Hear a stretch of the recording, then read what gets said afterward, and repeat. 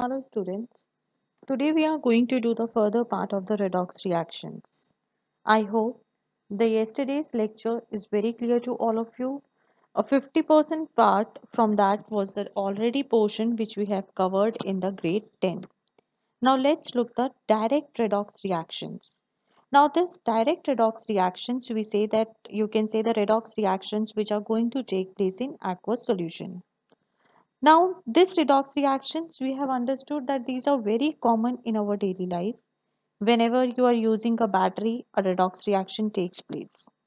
Now, a very simple example for this I am taking, that is a reaction between a zinc metal and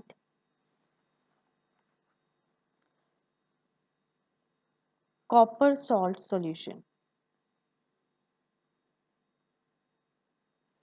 Now, in this case, I have taken a zinc metal,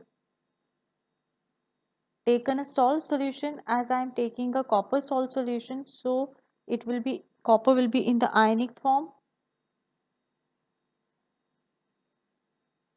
When they both are going to react, your zinc is going to convert into a ionic form and copper is going to convert into a metallic form. Now let's look it in detail. Now in this case, what we do, that I have taken what over here. I have taken a zinc rod over here.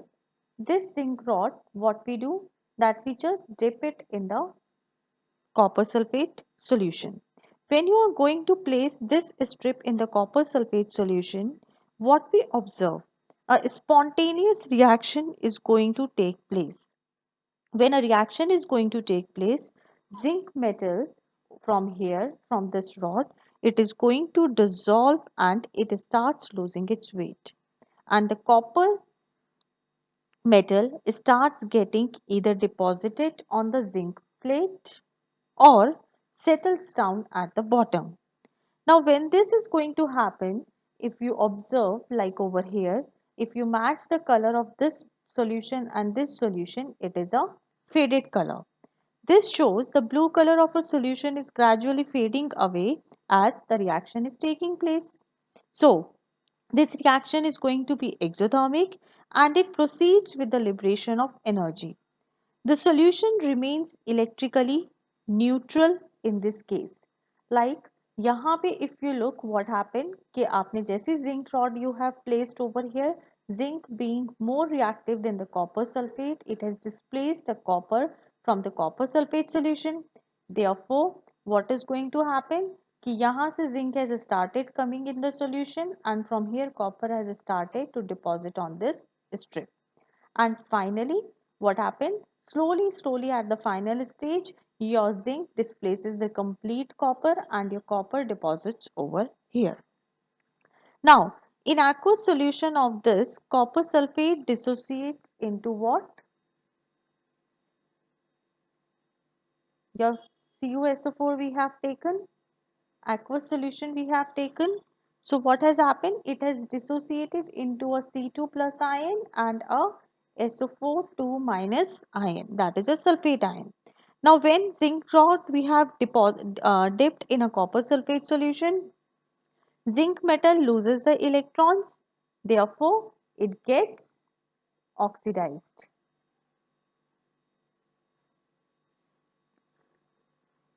And whereas your Cu2 plus it is going to accept the electrons, therefore we called it that it has what? It has reduced.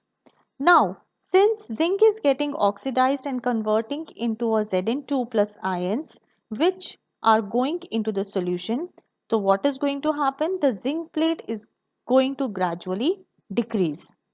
On the other hand, copper ions present in the solution are accepting the electrons given by the zinc, therefore they are getting the reduced. As a result, copper metal either gets deposited on the zinc plate or it is getting the precipitate at the bottom of the beaker. Since Cu2 plus ions from the solution are changing to the copper, the blue color of the solution is going to fade as what is going to happening? It is reducing. So what the equation become? We can write the equation in this form: zinc plus Cu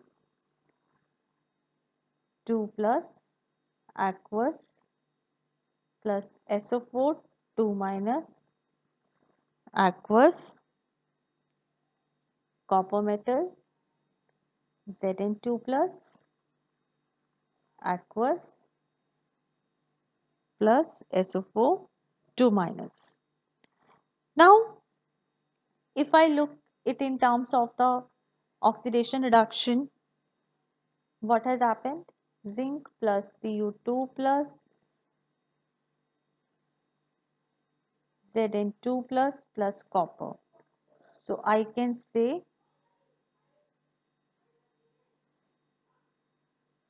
as it has gained the 2 electrons, therefore a reduction has taken place. As it has loss of 2 electrons has taken place, so a oxidation has taken place in this case. So this reaction, we say that over here what has happened, that zinc has displaced the copper ions from the copper sulfate solution. Now the very similar examples in this, we can take the copper and silver, we can take a cobalt and nickel. Besides this, always remember that the metal which is going to be more reactive than the metal present in an aqueous solution, then it is going to displace. But if it is less reactive, then it is not going to displace. If say suppose we are going to have a copper metal and I take a zinc sulfate solution, then no reaction is going to take place. The reason being is what? Because zinc is more reactive and copper is less reactive compared to the zinc. Therefore, it won't be able to displace the zinc from the its aqueous form. Now, the very important topic from this unit is the oxidation number.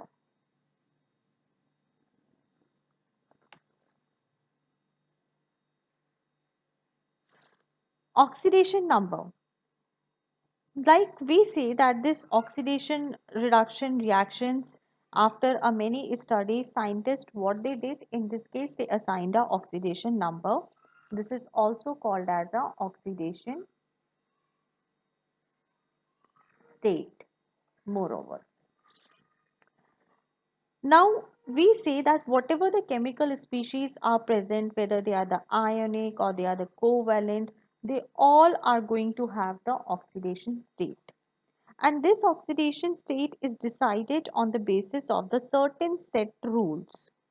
Basically, the concept of oxidation number is very useful when we want to balance a redox reaction. जब भी आपके पास redox reaction है, oxidation reduction reaction है, उसे balance करना है, so at that time this oxidation number is useful to us. So according to this, what will be the definition of the oxidation number? It is the charge which an atom of the element has in its ion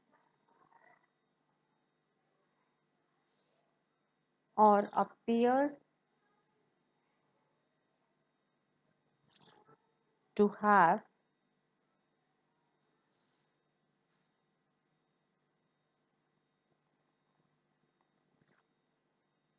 when present in the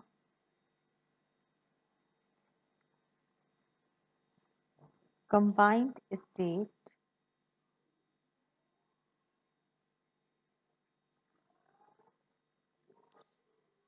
with other atoms.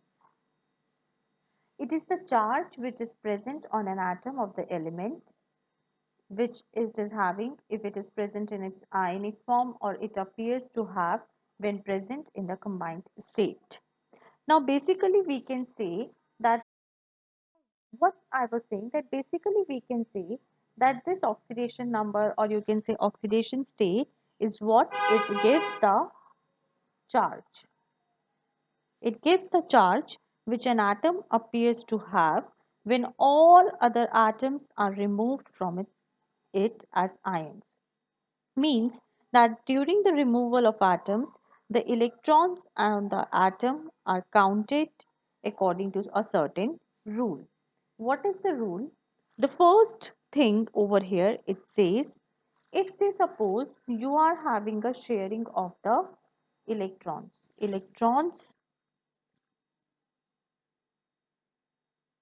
shared between two like atoms are divided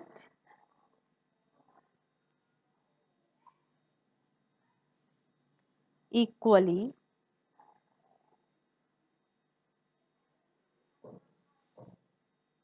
between the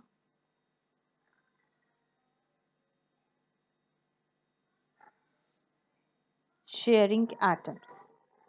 इसका मतलब क्या हो गया?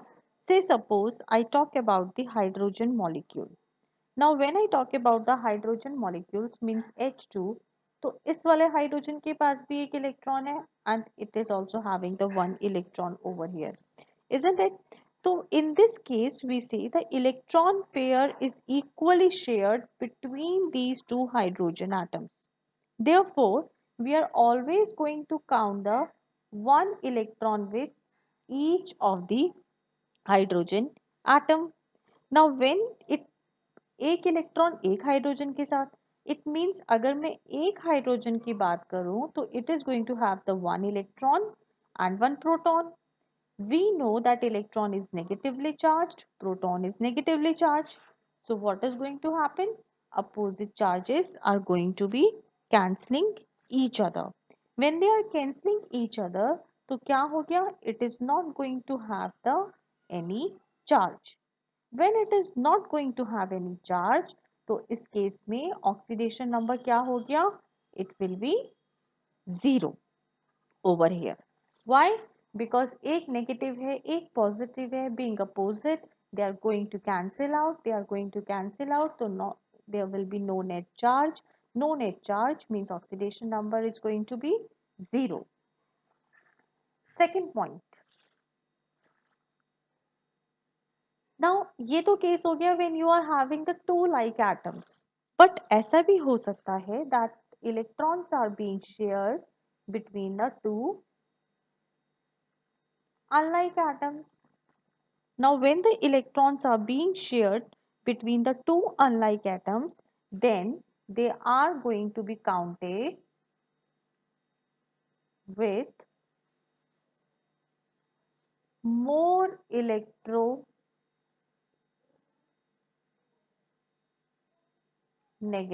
atom.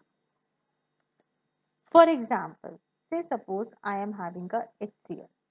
अब इसके accordingly your hydrogen is having the one electron और chlorine के पास कितने हैं? 7. I am talking about the outermost electrons only, isn't it? In order to form a bond, what is happening? कि hydrogen is going to share its one electron to it, and at the same time this electron is going to be shared with the hydrogen atom. But because your chlorine is more electronegative in the nature, so what is it is going to do? It is going to pull this electron towards it. So we can say in total that your chlorine is going to have the one extra electron. A minus charge is going to come over here. And यहाँ पे hydrogen जो हो गया, it remains without any electron. अब hydrogen के पास कोई electron नहीं है, but it is having the unit positive charge over here, plus charge. तो अगर मैं इनकी ऑक्सीडेशन स्टेट्स की बात करूं, तो your chlorine is going to have what? In this case, we say oxidation number of the hydrogen in hydrogen chloride will be 1, but a plus 1 because of the proton, and your chlorine Because it has taken the one electron, therefore it is going to have the minus 1 charge. That will be counted as its oxidation states. Okay. Now let's read with the rules which we have to keep in mind when we are going to calculate the oxidation number of an atom. Rules for the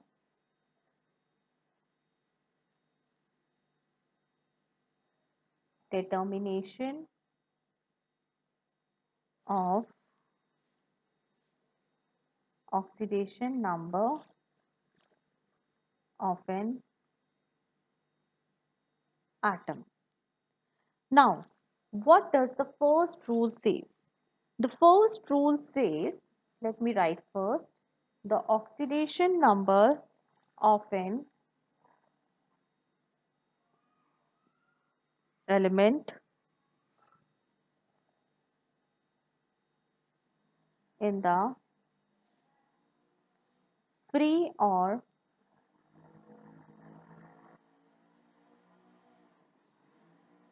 elementary state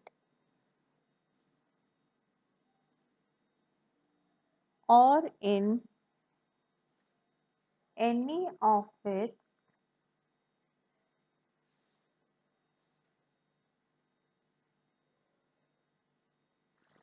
allotropic forms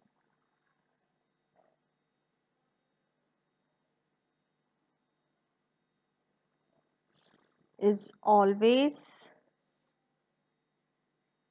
going to be 0. Now, let's look at with the help of example. For example, if I tell you, tell me the oxidation number of the helium. Now, helium is what over here? Helium, we say that it is present in its elementary state or you can say its free state. अगर मैं H2 बोलती हूँ then also, अगर मैं O2 बोलती हूँ then also, if I say iron then also, it is what? It is the elementary state present over here. या फिर मैं बात करूं कार्बन की, carbon in its allotropic form means, अगर मैं इन ग्रेफाइट की बात करूं या डायमंड की बात करूं तो these are what? These are going to be the allotropic forms. तो इन सब कंडीशंस में फ्री स्टेट हो गई, एलिमेंट्री स्टेट हो गई, एलोट्रोपिक फॉर्म हो गई, they are going to have the oxidation number 0 if they are present in any of these forms which are mentioned above. Okay. Second rule. Second rule says what? The oxidation number, these all rules you have to write in your note copies of an element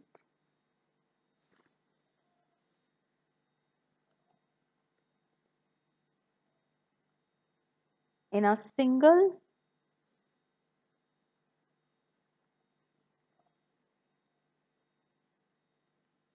monoatomic ion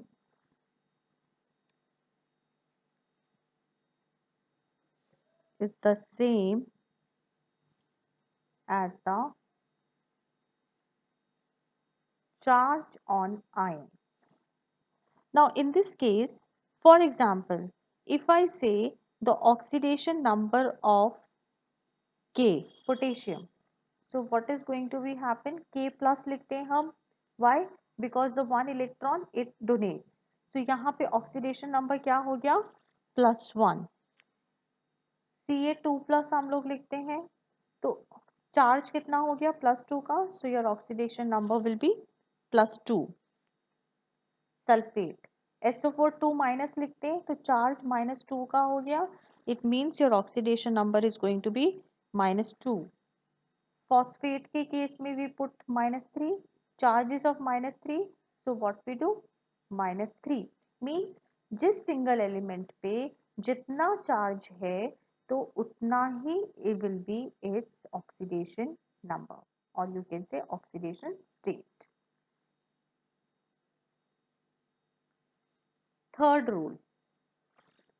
Third rule says if you are having a binary compound in a binary compound of metal, binary means that two forms are present of metal and non-metal, then always remember, means अगर आपका कोई ऐसा compound है जिसमें एक metal है दूसरा non metal है, तो oxidation number of metal is always going to be positive and oxidation number of non-metal is always going to be negative. Okay, for example, NaCl. NaCl में Na is having the positive charge and Cl is having the minus charge. अगर मैं oxidation number की बात करूं तो it is going to have the +1 and it is going to have the -1. Fourth rule. Fourth rule says that if you are having a compound formed by the combination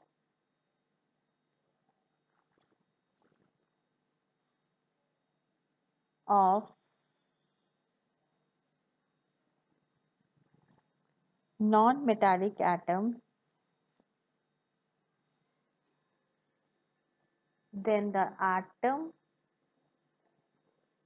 with higher electronegativity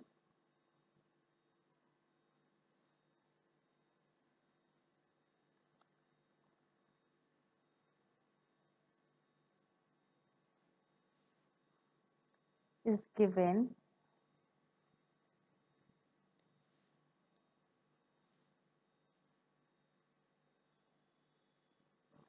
negative oxidation number. मतलब अगर मैं HCl की बात करूं तो Cl is what? Cl is electronegative in nature. तो Cl का oxidation number क्या हो जाएगा? -1.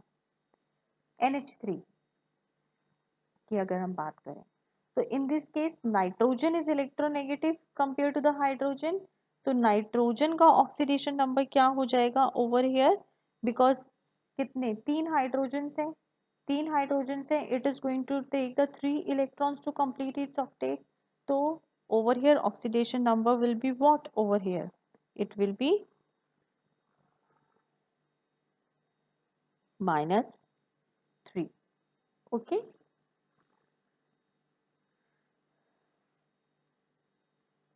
Next rule, rule number 5. जितने भी कंपाउंड्स हैं, all the compounds of hydrogen, oxidation number of hydrogen is going to be +1. जितने भी कंपाउंड्स हैं हर जगह ऑक्सीडेशन नंबर अगर हाइड्रोजन का पूछा गया है तो you write down the +1. Only with few exceptions, except in hydrides with active metal. Hydrides with active metal का मतलब क्या हो गया? Your group 1 and group 2, that is your lithium hydride, sodium hydride, potassium hydride, magnesium hydride, calcium hydride, etcetera. In these जब भी hydride बन रहा है with active metal, then oxidation number of hydrogen is going to be -1. In case में -1 होगा. Sixth, oxidation number of oxygen is 2, sorry -2. और ये -2 most of the cases में -2 ही है. but again we are having the exception. अगर आपकी oxygen is present in the peroxide form or your superoxide form, अगर peroxide form में है means what is going, examples are what, H2O2, Na2O2, ये वाली form में है, तो what is going to happen, your oxidation number of oxygen is going to be -1. अगर super oxide form में है, for example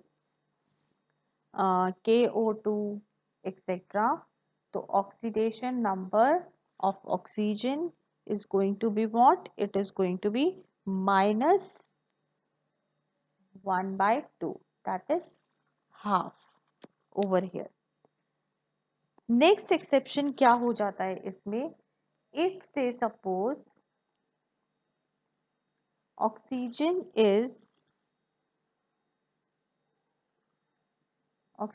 is bonded to fluorine.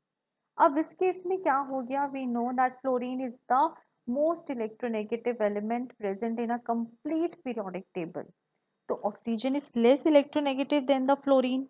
तो इस केस में जब फ्लोरीन के साथ कोई भी कंपाउंड है ऑक्सीजन का, तो इन दैट केस इसकी ऑक्सीडेशन नंबर +2 हो जाएगी over here.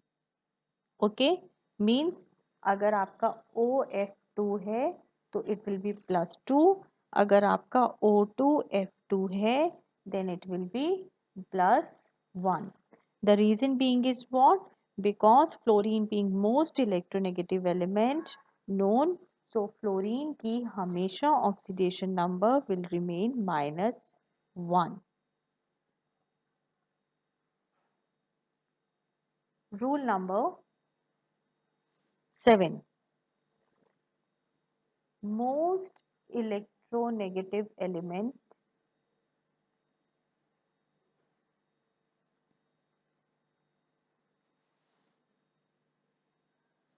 fluorine is going to have a oxidation number of -1. For other halogens oxidation number, जितने भी halogens हैं, they all are going to have the -1 oxidation state, except what is going to happen, unless until they are bonded to the more electronegative, means अगर मैं बात करूं यहाँ पे example HI की, तो आयोडीन इज मोर इलेक्ट्रोनेगेटिव, तो oxidation number क्या हो जाएगा, -1। But if I talk about the IF5 और IF7, अब अगर मैं कहती हूँ tell me the oxidation number of the iodine in these two cases, तो यहाँ पे फ्लोरीन इज मोर इलेक्ट्रोनेगेटिव, 5 है, oxidation number will be +5 for the iodine, for iodine. Similarly again fluorine is more electronegative, तो यहाँ पे क्या हो जाएगा, +7 oxidation number for the iodine. Okay, means ये कब है, जितने भी हेलोजेंस हैं उनकी oxidation state is going to be negative only, लेकिन अगर वो अपने से ज्यादा इलेक्ट्रोनेगेटिव एलिमेंट के साथ बॉन्डेड हैं तो they will have the plus oxidation state. Rule number 8, for neutral molecule,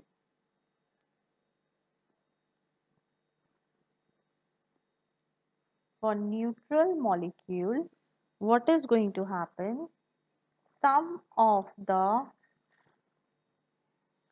oxidation number of all the atoms is equal to 0. For example, if I talk about the NH3, अब इस case में क्या हो गया, oxidation number of nitrogen atom is going and 3 hydrogen atoms is going to be 0. Why? Because it has become a zero neutral molecule. Okay. Now, if you are now if you are having a polyatomic ion, polyatomic ion अगर है तो sum of the oxidation number of all the atoms is going to be equal to charge on the ion. मतलब for example if I am saying sulfate ion, तो sulfate ion में what is going to happen, oxidation number of the sulfur atom and 4 oxygen atom always must be equal to the -2. क्यों? Because we are having the charge of -2 over here.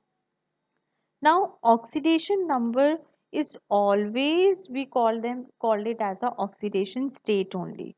Okay, जैसे अगर मैंने बोला that H2O के अंदर tell me the oxidation state. Example H2O. I say you that tell me the oxidation state of the hydrogen and the oxidation state of the oxygen. अब oxygen is more electronegative in the nature over here.